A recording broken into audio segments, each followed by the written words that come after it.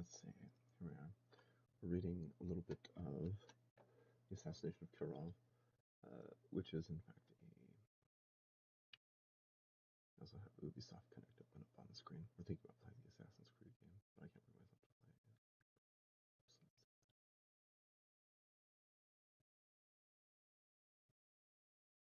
And the Assassination of Kirov is actually an account of what everybody knew about the assassination of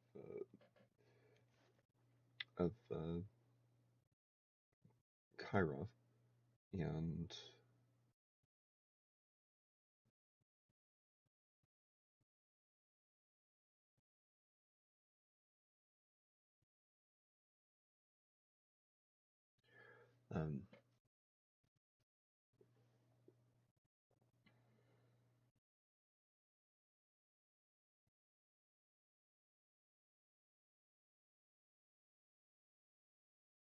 scores of terrorists from among white emigres arriving via Poland, Romania, and other border states. It's a very important observation at the forefront of that. One of the problems we're kind of observing historically in all this is that the meaning of white, not nationalism, but white internationalism as an overbearing political terminology, has this other force and interest. When we criticize Zionism, we're not necessarily criticizing the ideology of owning a country. It's kind of how it's governed when we talk about the Constitution of the United States of America. What we're seeing politically and historically is a movement who's essentially saying, what we're really more concerned with things like Zionism, is the idea that what we're dealing with is an internationalist movement of people who are invested in more or less, aggressive, irrational constructions on absolute advantage. And people who want the economy, people who want, the spirit of brutality on their side, right? The brutalist. And we're looking at them. And of course, so we focus at the very start on this in Trotsky's text on the Zinoviev group. And anybody can read this. This is on Marxist.org. It's all free. I think this is the John Wright translation, but maybe a different one. Yeah, it's a John Wright translation. They also have a page on the translator.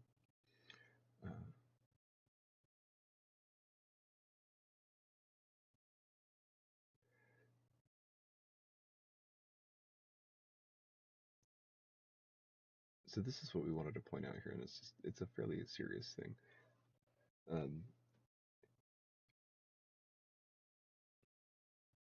This term "drill amalgam," I'm not sure where that term comes from in the Russian usage, but it's the amalgamation, the amalgam. And in the contemporary, we look at this other argument with the Republican Party and Trumpism, and the idea of social constructions of political ideology that are designed to invade governments and change the meaning of the government to fit this weird agenda that just crops up every now and then in most Western countries.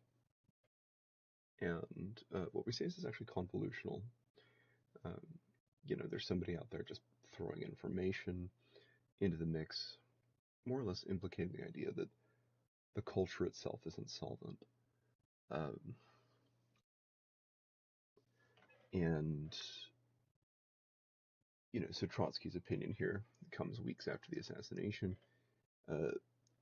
is intended to settle what the meaning of the act is.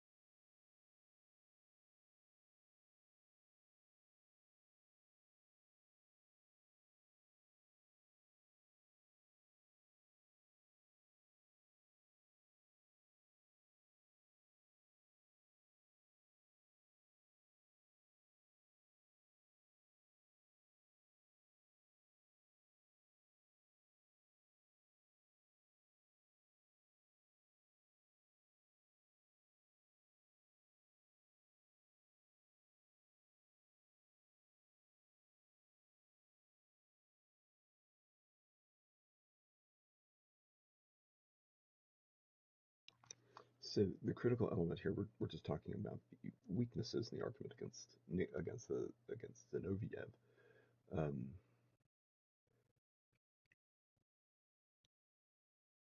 There's a lack of proof here. There's also the implication that the confusion between the parties was enough to justify the action. There's somebody trying to deride within the system the substantivity of the state, the substantivity of various authorities.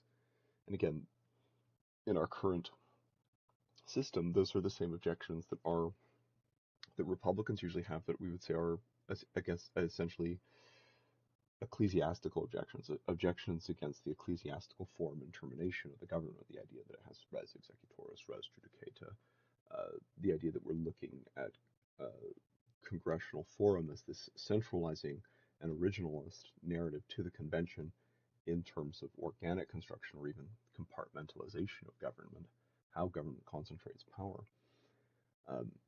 And what you see in Russian civilization here is this thing Trotsky refers to as the bureaucratic wall raised with their own efforts. And this is the wall that the authoritarian regime tries to erect, right? Once you can't go to court, once you can't go to congressmen, once you can't go to the president because they don't agree with your position, guess what? You're in a conferential government. And what they're doing is conferring power on their allies because they're either afraid to lose it, which is probably true of elements of Bolshevism, or they're conferring power essentially on people who aren't necessarily allies, but are taking risks that they would take.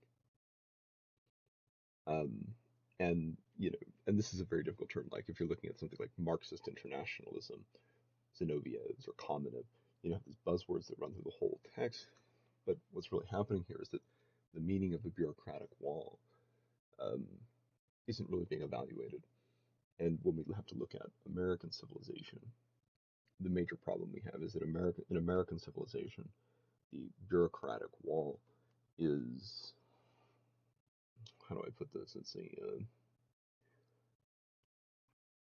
it's the conferential government. It's the idea that, say, Margaret Taylor Greene can put up a front that says, this is what our agenda is right now, and I'm all for hearing this. And anything else just falls away. And that seems more representational in certain types of democratic argot. But again, the same problem here is that there's a divorce between representation and standing. And that's what this sits at the core of the ethics of the meaning of government. And if you can't admit that governments are designed to affect people, then you can't compare systems, you can't compare ideas, and you can't disassemble a bureaucratic wall, which is what our government technically in the contemporary allows you to do. We have too much emphasis on the right to, and these are the things where we want to sit there and tell everybody what to do. But there's a lot of emphasis on the right to public protest and the right to freedom of speech. And there's so much emphasis on those that people don't admit what seditious speech is. When you talk about guys like Charlie Kirk is seditious speech. He's advocating for essentially parliamentary democracy and a democratic Republican style parliament. Our government is actually a strict superintendent who moderates all of that stuff in terms of this really hard version of populism that isn't invested in groups, but is invested in the whole. And when you fail to centralize government in that limited term, the people, you create that problem over and over again. And what's really irritating for people who are trying to petition, who are trying to make a difference, is that they get silenced and more or less snuffed out, if they're not careful, by the media, by the left, by the right. And it's because, like we pick up Substack or X, and these systems, these are all, pats on the back systems for people who are already matriculated, who have already been rewarded, who have already been heard, who have already been respected, so that you don't get heard in these systems, even if these people are more or less accessing you. And I mean, I don't know how consistent that is. The other side of it, of course, that the interpretation of the Supreme Court, say, here's the Nation magazine, the interpretation we have of the Supreme Court is still allowing them excessive parliamentary agency.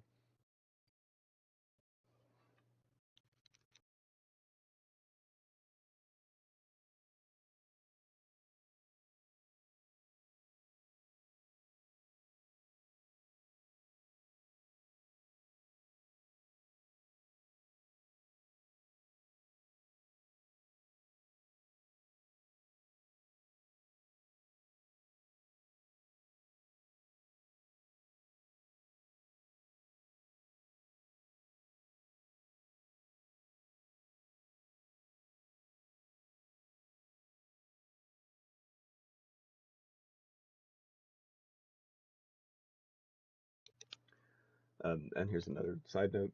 Lenin has an answer to this question, um, and it's a fairly serious roundabout. Uh, One of the problems is, and again, it's the term of absolute advantage.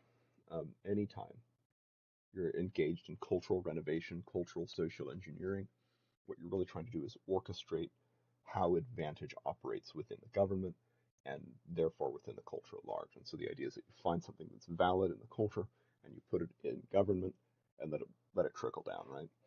And the problem with that is that absolute advantage as a narrative creates constructions of what you would call conferential government that confers power more exclusively, or in terms of our Constitution, that confers power without reference to the preamble, that takes exception from the term of the people. We need these white guys here, or we need these rich guys here, or we need these poor guys here, instead of building big and multilateral government.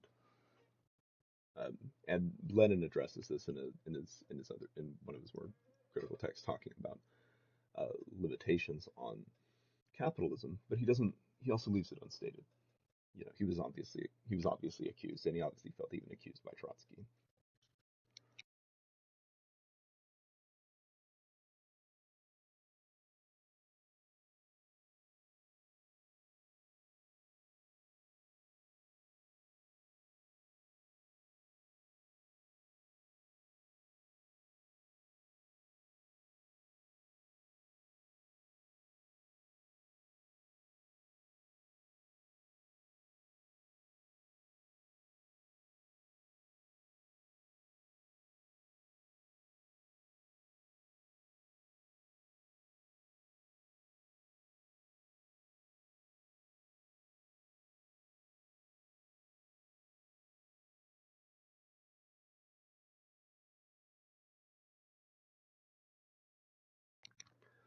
This notion of a distinctly Russian fascism, this would in fact construct the idea that you had multiple parties in more or less diaspora, or in diversity, constructing minute socialist or Soviet contracts.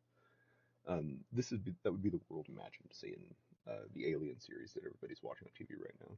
That's essentially a good program for that type of construction. We're just waiting for Hitler to appear in the same narrative.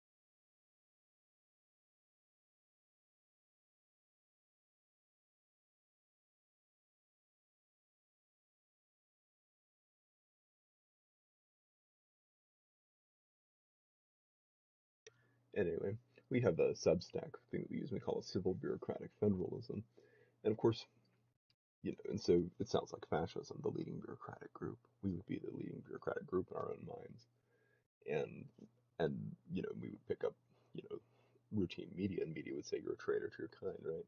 Like, what are you doing here? And of course, we're saying, well, the reality is uh, that in a clear constitutional construction, the bureaucracy in the government is supposed to be centralized on the term of the people, not on decentralized populism. Decentralized populism becomes fascism. and because everybody becomes loyal to the people who are feeding them or making them safe or clothing them. But I worry we get a little blowback.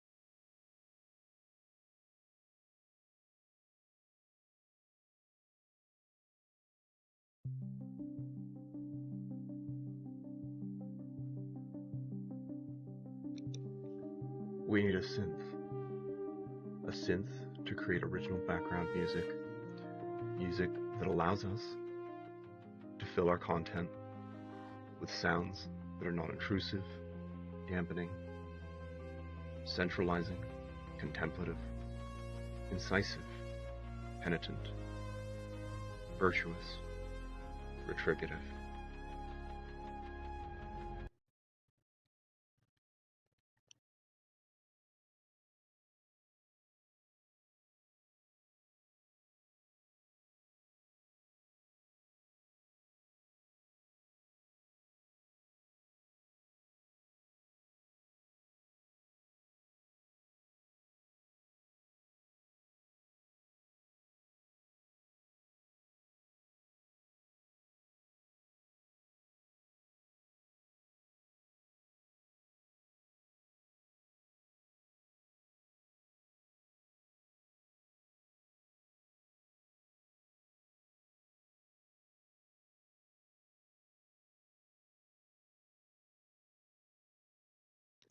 You know, the other obvious question here, who in Russia is actually writing criticism? I mean, with the end of Navalny, criticism dies there. You know, it's ridiculous. I mean, you know, we're looking at Garry Kasparov and a little bit of a guy named what is it? Kirov, uh, Nordlinger. But, you know, Nordlinger's not Russian.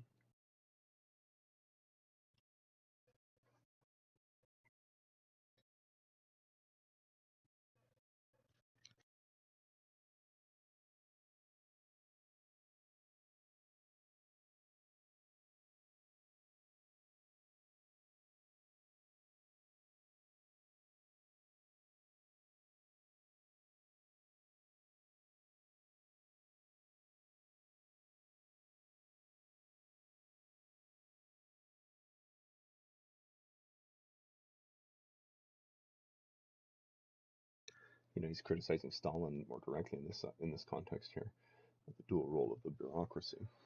And the question and the argument that you'll get from your historian is that it's fascism and Stalinism that's dividing the Soviet bureaucracy. And that's a pretty consistent criticism in our contemporary culture right now, and it's a false testimony. It failed to stop Stalin. You know, you had to have everybody out in the street to stop Stalin, and you had to be able to overcome, you know, whole other platitudes of form. In American civilization, the big question is whether or not the same circumstance is going to fail. And this may be sitting at the same subject of what all of these social scientists, what your people like Ruth Ben-Jot or uh, Tim Snyder are kind of talking about, is they're really waiting to see whether or not the construction of government in American civilization can evade uh, the, the aggressive and criminal division of what we would call the bureaucratic ethics of an issues-oriented government. Um, and and what's really happening in these contexts is that you have to be able to look at this context, and say, well, the Constitution does this and does this and does this, and you have this Supreme Court right now in the United States who says, oh, it does this other stuff over here first, and they're wrong, they're lying, obviously. Um, and but the thing that you want to think about here, the thing to emphasize, just for the purest sake of reading history, is that what's actually dividing the bureaucracy is the conferential ideal of absolute advantage, because absolute advantage has this position and this idea that the advantage is this thing created by God. You can't confer an absolute advantage on a party, because if he messes it up, you'll be ruined and you'll still have the same advantage you had before unless you're completely ruined. I mean, that's the original archaic experiment on government. And so what you have to do is, you know, treat the government more instrumentally than socially or culturally. And so I always say you want to be cautious of post-historicism telling you not the Constitution, but historical circumstance. Because what you want to remember about even your left to right critics, they're not writing legal petitions. They're staying way the hell away from the court system, because the court system is the most powerful arm in the American government. And once you step into it and start fixing things, you either get hard radicals in the government trying to ruin everything again, um, or I mean the whole challenge just begins to dissipate. And for some reason that reality is too much.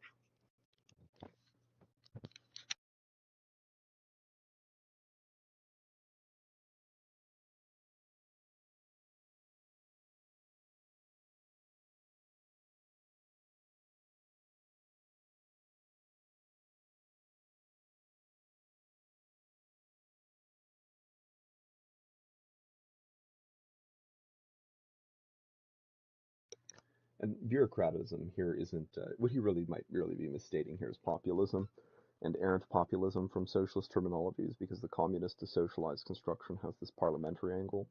So that what he's not really talking about is bureaucracy. He's not talking about how to define issues within the government. He's talking about how parties define issues. Again, routine originalist failures to admit higher level criticism, literally for their lack of standing in the same party. Trotsky experiences the same bullshit that Hamilton experienced.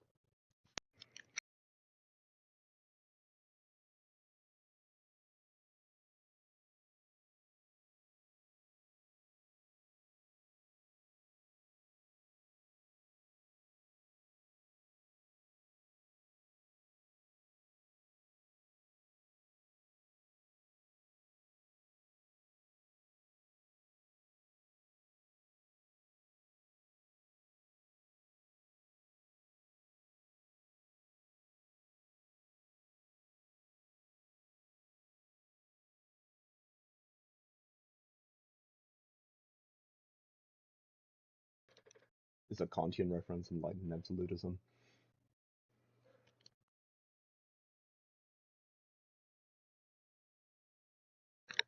And shining lights wouldn't in fact implicate the specter of orthodoxy.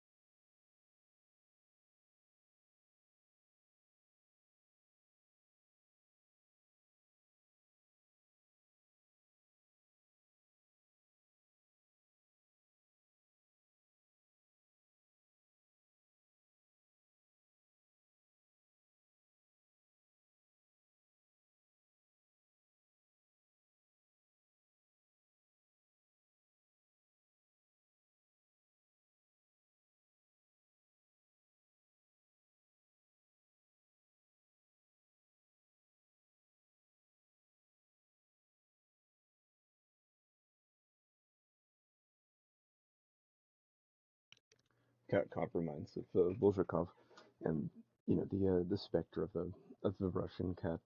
Uh, it's totally plausible in these types of narratives that the downfall and the failure to revise Bolshevism more constructively, rooted in assassination, rooted in Stalinism, uh, was the same effective problem, the same ideological and cultural plague, and in fact the same thing that we experience in the United States. The reality, things that writers and thinkers experienced in Russian civilization are things you can still experience in the United States, uh, short of public executions or anything too radical. Um, Suppression in the marketplace is very much the same thing.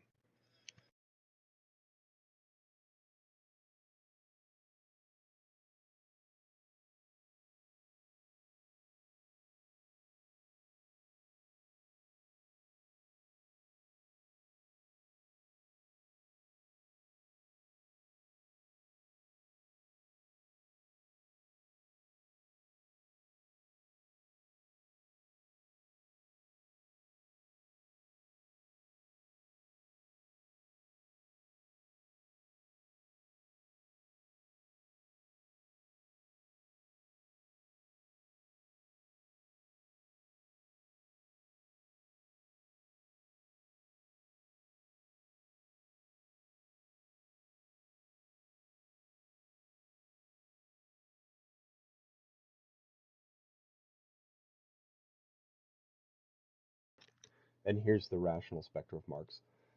Within the same context, what we begin to admit here is that the limitations of things of the youth itself, spurned, oppressed, and deprived for the chance of independent development, the atmosphere of terroristic groupings, is created hypothetically, but with complete verisimilitude. We can reestablish what has been said the role of the Zinoviev group. Uh, the meaningful question on government in these circumstances is still asking this question on the limitation of ideological or partisan influence in these constructions, and the problem that it has to evaluate beyond the absolute advantage construction that is so profoundly interwoven with things like contract authority, with things like disseminated authority, the conferential critique inherent that we find to the Constitution of the United States of America, uh, is this idea that standardization of form and standardization of a convention, standardization of the ideology of Marxism to post-Marxism, seems to be impossible while catering to a spirit of cultural idealism.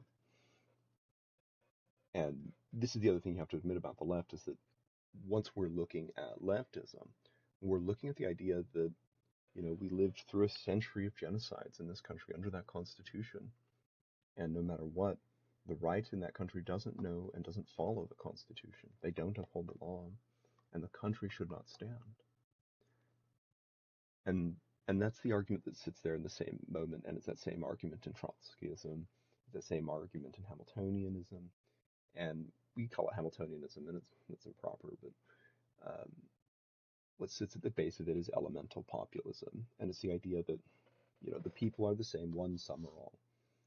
And once you start ignoring their intelligence on the law, you start to take exceptions and build exclusions, and you fail to state exclusivity of law in a way that's critical and that's structural and that's meaningful.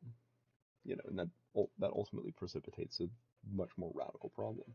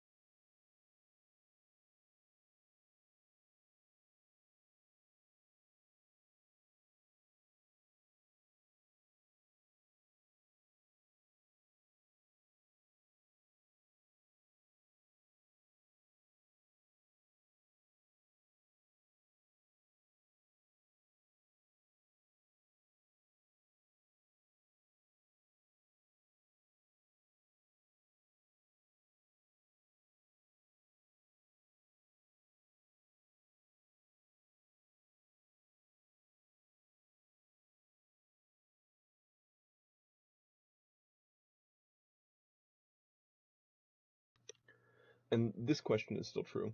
If you're out there and you meet people, the prospect of the power of absolute advantage, of authority when you're just concentrated on the meaning of advantage and the power of the weapon, the power of the crime, the power of the lie. Once you have that, that's all it takes. And some would argue that maybe if there is such a thing as capitalism, that's what capitalism is. It's the idea that absolute advantage and not revolution is more important. Um, and that seems a little abstracted, but generally speaking, that's all there is to it. If I don't need to uphold this social contract with you, you know, maybe you need somebody here to enforce the law instead. You know, once we have to weigh our once we have to weigh our own circumstances, you know, some would tell you that you're stepping closer to anarchy. And in this country, we still say that it doesn't matter. Um, but it really can.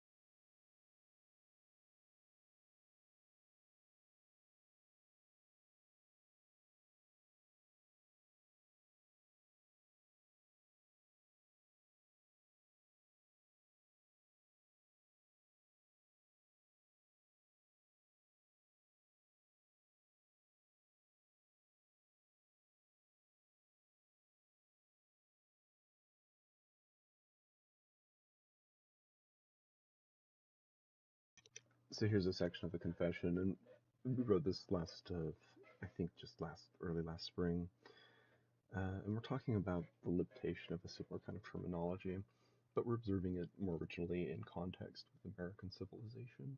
So we're talking here, mystic treason is that treason burdened with express perplexity, and characterized by bureaucratic and instrumental terrorism as a result of retroaggressive attributions. So that's essentially our sort of that would constitute our same readerly critique of Marxism, terrorism, and bureaucracy here in the assassination of Kirov, the defense essentially to late Bolshevism. And, and then we talk, in fact, about the dissent. Say, when a federal officer threatens to dissent from the Constitution of the United States of America, that is a form of terrorism and even treason for its hostility to the term of the people. Even described to be a seditious resolution, and even a valid criticism against congressional discretion is so properly criticized to be parliamentary. So bureaucracy and parliamentary in our construction here is a little r separate. And we say it is war by term, enemy to the people, one who would violate the Constitution of the United States in the term of the people and either fatally compromise the elements of the preamble, or who would, I guess, violate the law, that would spiritually disassemble the Constitution. The people in the United States of America must be conscious that the phrase consists only in levying war, does not apply a strict conferential term for the meaning of warfare, but takes a term that does not make gross exceptions against the people. We talk about the death penalty element in these. Coercion of the intent of the decisional practice, neglect of multilateral provisionalism, all of those are consistent across bureaucratic ethics.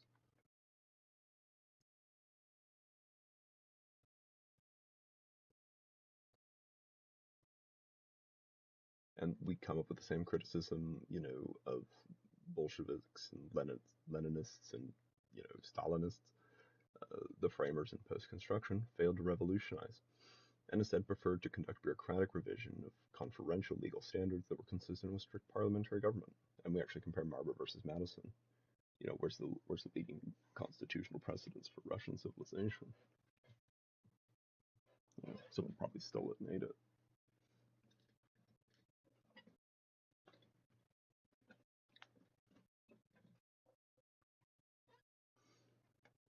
Seditious resolution and death penalty constructions are not historically aligned. And again, Russian civilization, Russian society lacks the context of a seditious resolution at an interpretive mean, so that you can't look at the accusation against Nikolaev and the same party as you can't understand those and interpret those in a legal context to be seditious resolutions, to be essentially broad testimonies of a disposition of the government in the favor of a different format of government, and in a manner that's designed to harm the people.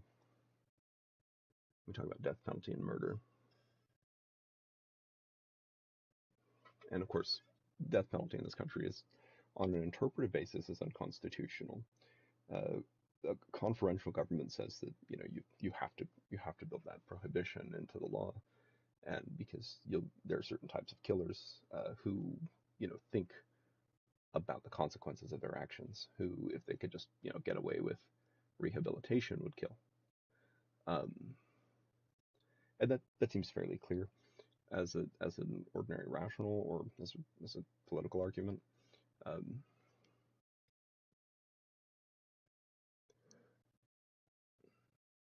It's hard to debate, things like murder and the meaning of murder. Here we talk about treason. And one of the interesting problems in the Constitution is that we abolish petty treason.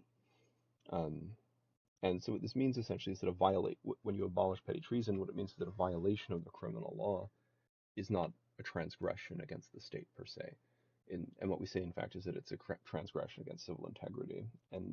And there's a contradiction in the Constitution at this point, because the petty treason term and the term of treason comes out of imperial Roman law, and it comes out of parliamentary law, and it's not necessarily inherent to government dedicated to the people that some bunch of the people with a bunch of ideas would be cast as treasoners. And to say that you couldn't tell them the difference between seditious speech and free speech would implicate the idea that there was actually ambiguity about whether or not it was even possible to conduct a treason to a petty treason in those terms. But what we really mean constitutionally and contextually, and here we quote from Federalist Papers: "This treason may be committed against the United States. The authority of the U.S. ought to be enabled to punish it. But as newfangled and artificial treasons have been the great engines by which violent factions, the natural offspring of free government, have usually wreaked their alternate malignity on each other, the Convention have, with great judgment, opposed a barrier to this particularly to peculiar danger, by inserting a constitutional definition of the crime, fixing the proof necessary for conviction of it, restraining the Congress, even in punishing it, from extended consequences of guilt beyond the person of its author. And that gives us this other idea. In a constitution dedicated to the people, any crime that you commit is observed to detract from the integrity of that individual. It isn't sacredness. It's just integrity. It's the idea that the thing itself is whole. And in theory, you could argue arguments about sacredness, but most of that stuff is rooted in constructions of Jeffersonian agency. And I don't think it's that meaningful. I don't emphasize it anyway. And, there's a lot of ethical ownership already on the sacred. And, that ideology is very swiftly trying to push the government into some weird out-of-control posture so that it can sue them for something.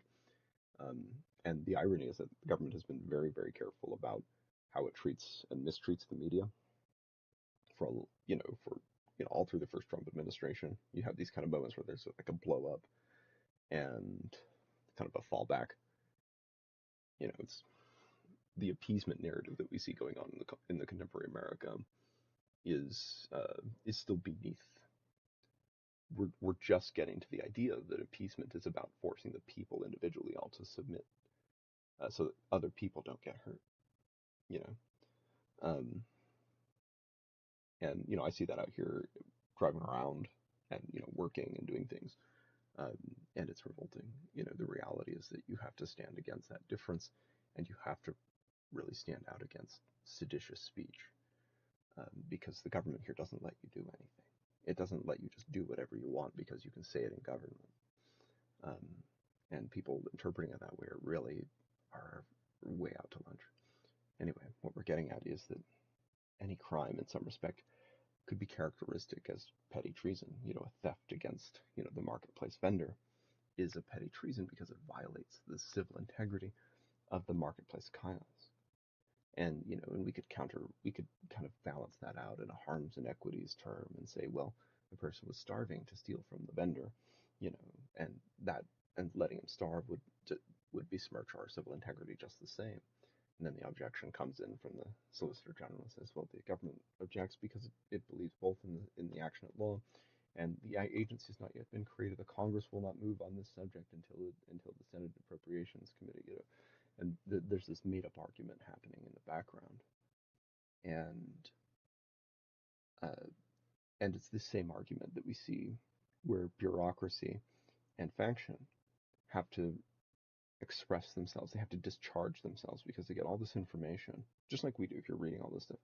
They get all this power and information, and then they just freak out because there's nobody listening, there's nobody acting, they're not allowed to sue. And that's, we think, sits at the center of that problem. Let's return here to this, we'll get here to this definition of terrorism.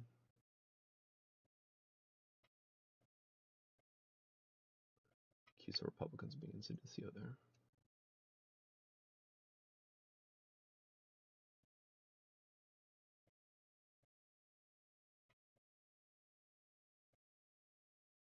We're reading over this awfully quickly here for a moment. We talk about limits of the sovereign term, the idea that the standing government has separate standing than constitutional standing. Here we are. Weirdly, crime under the probable approach is of a natural form to compare petty treason, and that interjection against the classical petty treason in itself must have been a strict conferential bias that would have been used to retrofit the standing of quote-unquote free men as out of the Magna Carta, and later interpolated the rights of man. That is, it was a late parliamentary canonical approach consistent with strict construction of parliamentary law. It was imperfect from before our fair probable authority. The term of the people rather naturally observes that a treason or act of terror is an action against the government per se, the will of the government, and only potentially against the people. Delineation between treason and terrorism is trepidatious precisely for this reason, and there is no petty terrorism statute in existence. It falls into exclusivity of criminal law in the nature of criminal contempt. There's Hopp v. United States. The other case to think about that is Bond v. U.S., where you have the Justice Department tries to concoct a chemical weapon narrative in a petty terrorism type of construction, when a woman uses a chemical as a weapon, rather than, a military-grade chemical weapon being somehow disseminated on the populace.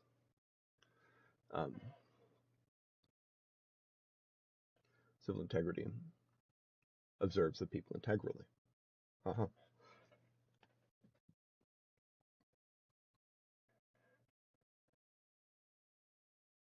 The element of betrayal versus breach. In statutory terms, in only an adaptive post-construction of the crime against utopia. And so again, restated, the persistence of malpractice in government at the point of interposition could appear to be the result of malefic post-construction for the term of the sovereign on the basis that Article 3, Section 3 of the Constitution of the United States of America can be observed to contradict the Constitution of the United States, identified most formidably by its preamble. Here's the major irony. Most of the media is doing exactly that. Whether you're looking at Midas or MSNBC or Fox News, CNN, or I guess OAN. I never look at OAN. That's what they're all doing. They're essentially conducting malefic post-construction for the standing government. The